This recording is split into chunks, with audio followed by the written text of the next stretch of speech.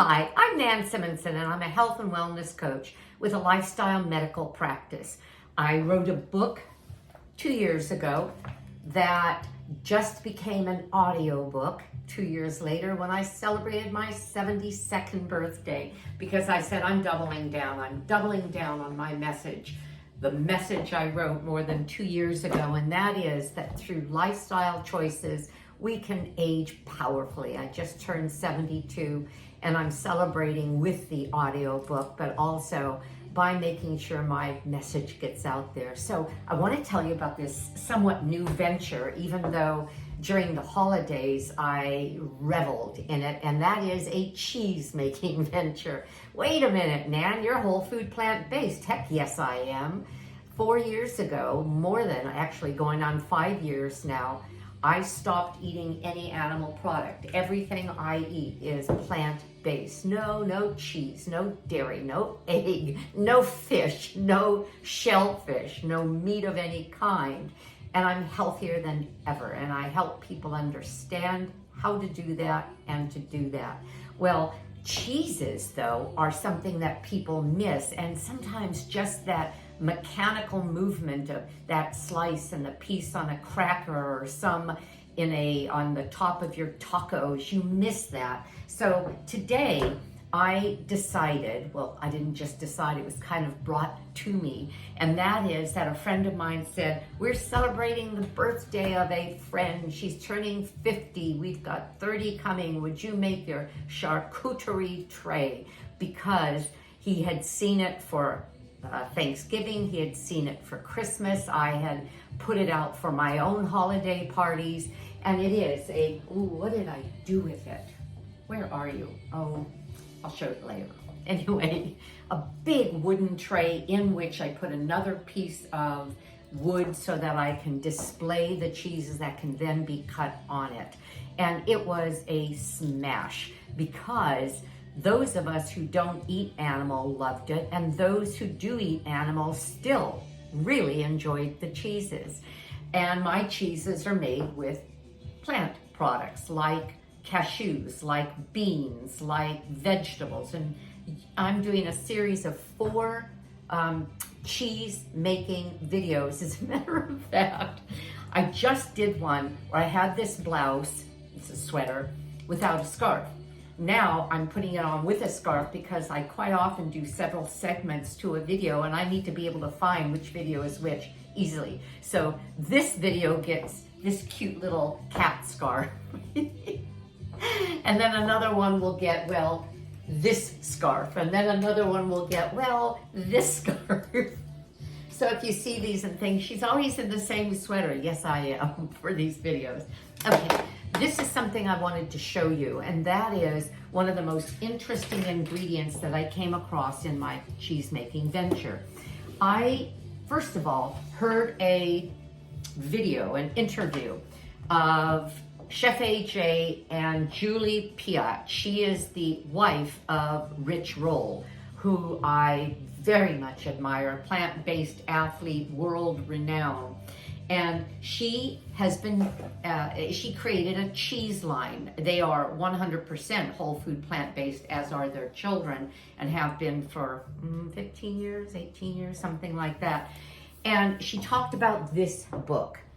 This cheese is nuts, because most of her cheeses are made with nuts. So I bought this. Then I thought, hey, that's really cool. I want more ideas. So I bought this one, the vegan cheese, and then, or vegan cheese, and then I bought another one, super easy vegan cheese. So yes, I've been having a great time. The one that I just made was made with a cheese sauce, the base of which is potato, carrot, onion, and then nutritional yeast, and then some thickening, and you'll be seeing that at the end of each of these 4 videos. I will show the completed tray so that you'll see what that looks like. Well, Julie Piatt, as opposed to any of these others, uses an ingredient that is, I'm going to use the word heady. It has a strength to it, a nuance to it that's really interesting. And what is that? It's called Irish moss. I when I decided, oh, I'm so interested in this cheese stuff, I'm going to create a container for all my cheese things. The cover is somewhere. Boy, can I smell that. So I have my cheese making container, and I bought everything. I invested in molds, and I invested in acidophilus pills, which are used to add a fermentation. I bought a dehydrator so that I could age my cheeses slowly in a dehydrator. So I got the molds, the equipment. I even bought a set of tools to be able to get into the young coconuts, because she liked using young coconut flesh, but I've never done that. You know, the ones that if you go to Thailand, they kind of crack it open, they give you a straw, you drink the coconut water, and then they scrape out the insides for you. So I have all the tools, but I haven't done that. Cheesecloth, modified tapioca starch. But here's the ingredient that I'm referring to now, and it's called sea moss, Irish moss. 100% wild-crafted Irish sea moss, superfood. And this brand happens to be True Sea Moss. Or what is the brand? True Sea Moss? I got it from Amazon, and it is, if you could smell this, it's, well, it's like a mermaid's fin. It's just, wow. So when I open my container, what do you smell? Mainly this. So what does it look like? This is dehydrated sea moss. It's just kind of, well, it's dehydrated and it's very, very salty. What I did per instruction was put it in the refrigerator, cover it, well, rinse it very well, get the sand, get everything off, rinse it, rinse it, rinse it, put it in a bowl, covering it with water, and soak it overnight. Did that, rinsed that very, very well. Now I'm about to emulsify it. And because we don't need a lot for any given recipe, usually her recipes call for 2 tablespoons of it, but you need to use a larger amount, which is 1/4 cup of it, in order to get the blender to work. So I just doubled that. I got 1/2 cup of it with 1 cup of water so that I could get plenty of it emulsified, because you emulsify it first. And if I'm on a cheesecake, I might as well, oh, and I've got another recipe that I'm going to be doing of these 4 that uses the sea moss, and that's the bean cheese. But let me show you what it looks like when it's dehydrated, or rehydrated. Isn't that pretty? Let me put it against my sweater and you'll see. It's almost like a sea coral. So that's what we have here. I'm gonna put it in, I'm gonna blend it up, and where's my blender cover? Oh, I'm sorry, people. Well, let me just say, I'm gonna blend it up, and then I'll show you what it looks like when it's, I'm gonna use the word homogenized, turned into just the liquid. I'll be back. Hello, I'm back, and I wanted to show you what it looks like. That's kind of what your blender will look like, and this little 2 tablespoon blob is what I was going for. And if you could smell it, I'm gonna say, imagine a fishing boat. You've got a little bit of that kind of, just the brininess. You can't get that any other way, and this is gonna add a certain magical flavor to this cheese. I'll use the word authentic flavor to this blue cheese, because then I'm going to be fermenting it in my food dehydrator. So I'm going to clean this out, then I'm going to take you on the journey of making cheese. Okay, we're about to make cheese that I'm going to put in my cheese form, and it's this simple. I have 2 cups of cashews that have been soaked. And so there's more now than 2 cups, but you start with 2 cups of cashews. I'm using aqua faba, which is the broth from a can of garbanzo beans. You can use your own broth from garbanzos, but that's quite variable in terms of the thickness, and the one that most people will use as their, I'll say, their parameters is the broth from the can, because it's a certain consistency. So I have 1/4 cup of that. You saw earlier my, excuse me, the sea moss, Irish moss, that has been blended to give this a real umami and kind of a briny flavor. What am I going for? Blue cheese. What is it going to look like? Not quite like this, but close. Look at that. Doesn't that look like real cheese? It certainly is good. I've made it before. I had it in the refrigerator for a couple of months. It says up to 3 weeks. I had it for a couple of months and just took bits and bits and bits off of it. It's delicious. Oh, I wanted to show you what I did with the sea moss. I'm using some for my next recipe, i.e. video, but I put them into 2 tablespoon containers. These are little, what they call Tupperware midgets, and I'll put them in the freezer, and they are perfectly fine for months and months and months in the freezer, so that the next time I make a cheesy recipe that calls for them, and there are several, especially in her book, and I'm going to get braver with experimenting and using them in other cheeses that don't call for it, because a lot of people just don't take you there.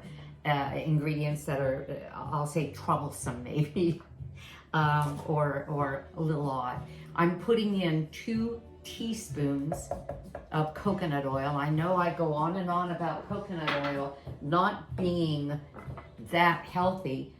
Julie Piatt believes that coconut oil is the nectar of the gods. Well, you talk to a cardiologist and they say no. It's 80–90% saturated fat, and saturated fat is not good for our bodies. However, I'm using 2 teaspoons in this, and so I went ahead and went with it. Now I'm adding Celtic salt, nutritional yeast, and garlic powder. And this is an interesting ingredient to get that fermentation and the bacteria in there. These are acidophilus pills, and they are 2 million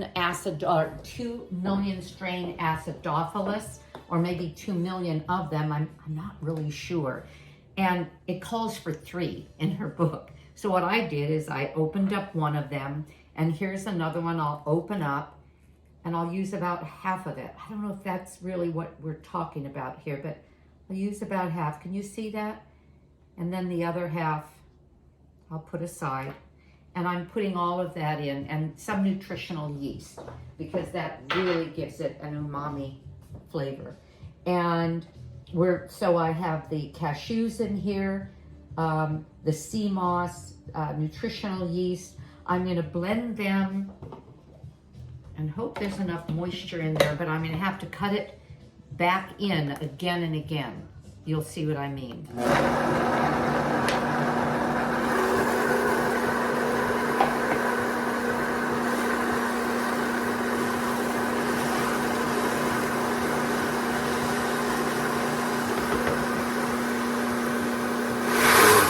So yes, this is a process, because this has to be smooth, absolutely smooth. If I find that it's not, if I can't do that easily, I'll add a little bit more aqua faba, but I don't believe I have to, because I've done this before. It just takes a bit, and she acknowledges that. So I'm showing you what to expect.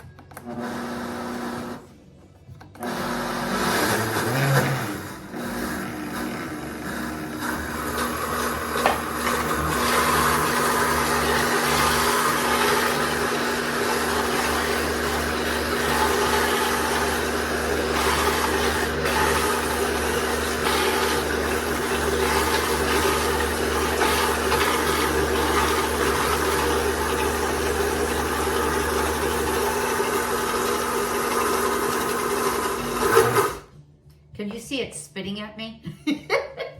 I have little flakes of this all over. I'm not worried about that though. It's getting much, much more finely grained. And I'm gonna do it one more time. And then I'm going to make our cheese. And traditional cheese does have a texture to it, unless it's something like a ricotta. Well, even ricotta has a texture. Okay, one more time. Maybe it'll stop throwing up having a temper tantrum. We'll see. Let's see. There we go.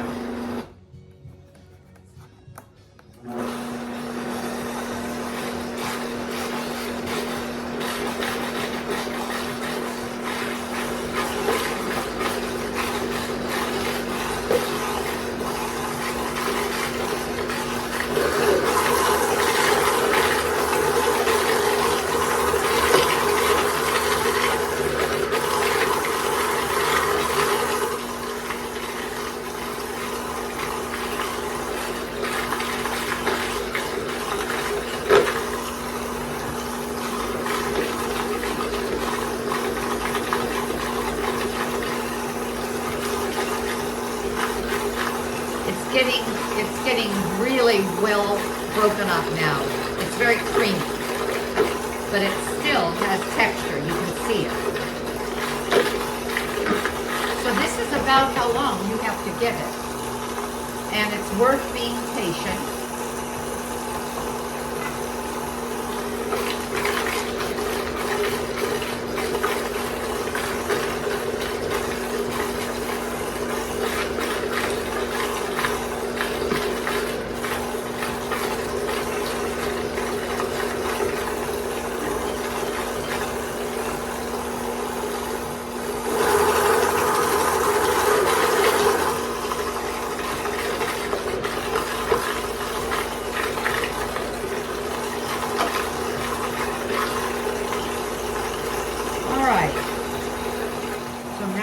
Going to do? I'm going to put it in the cheese mold. And I'll remind you that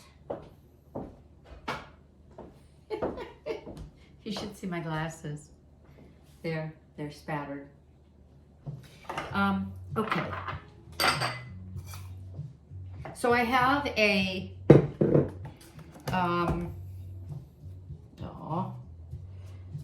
I have a dehydrator that will get down to 95 degrees, and I can set it for 24 hours. And this is, the instructions are, it's actually 90 degrees, but the lowest mine will go is 95. And I'll add a photo of it at the end so that you can see what it is, and I'll note what kind I bought. I bought it online at Amazon. So this is a cheese mold. Well, it's actually a baking pan, and I bought these in sets on Amazon, and I cut pieces of parchment paper. It's just easier to get off. Now, how am I gonna make this a blue cheese? That's the fun part.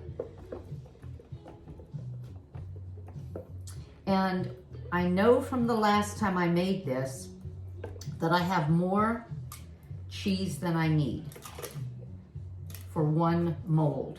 And what I did is I made a little sample piece that I also put in the dehydrator so that I could taste it, because the last time was the first time I had made the blue cheese.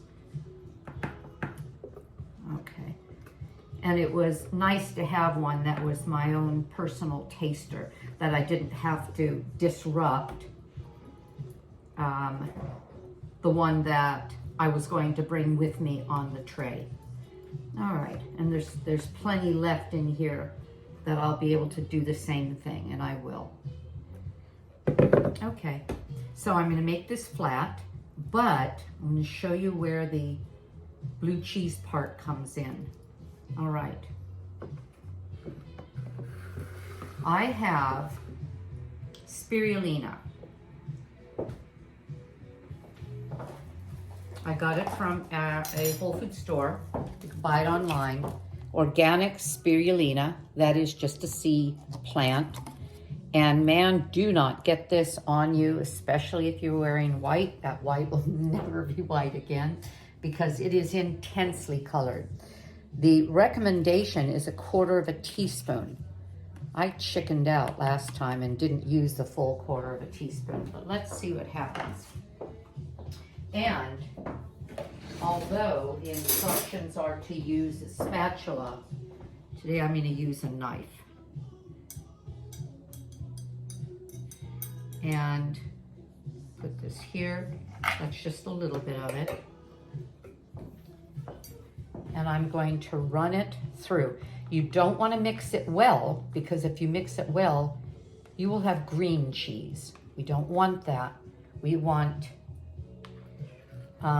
cheese with a green vein running through it. Okay, a little bit more. Okay. And when I post the photo, you'll see a photo of it sliced. Careful, man, don't turn it green. But I've got to get it blended through. Okay. There we go. I'm getting the effect I want.